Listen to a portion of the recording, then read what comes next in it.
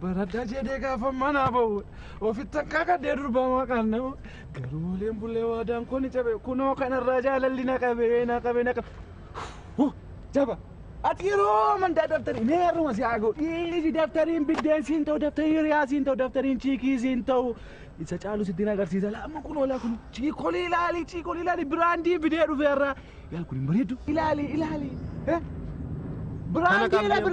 biraandiidha. Kana qabdi amma immoo babbareedu. Biraandii ani uffataa fi mi'oota adda addaan beeka malee namni biraandii qabaachuus hin beeku.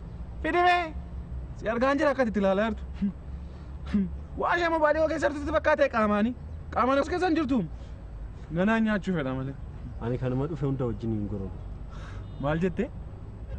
Ani akka kee kan dhufu hunda wajjin hin gororu. Erga kan dhufu wajjin hin gororre kan sokke duukaa immoo hin geerartuu ree buleessa kun isa salphaadha. Ani sii miti kaa.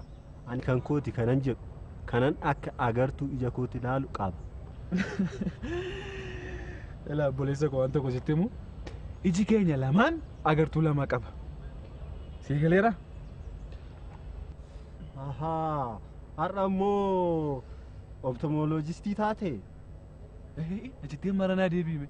Optomooloojistii yookaan ookilistii yoo sitti cime immoo doktoroota ijaa hidhii qaban. Jechittiin akkuma maqaa warra taphattoota warra Poolaandiin cimti. Nulfaatti xiqqoomo. Cimti. Ahaa odoo maqaa ogeessota ijaan beekii waa'ee ijaa naa ibsuuf kaateeti. Amma sabaluun dirqamamini. Anama waan uumeen sitti maadhala. Dhaggeeffadhula. Jaba. Waaqa agartuu lama nuu kenneeni. Agartuu kan lamanii nuu kenneef maaliif akka ta'e beektaati? Inni tokko gaafa hojii ala ta'u isa tokko immoo akka ittiin hojjettuuf. Sii galanaani iskoortaa irraa qabaachuun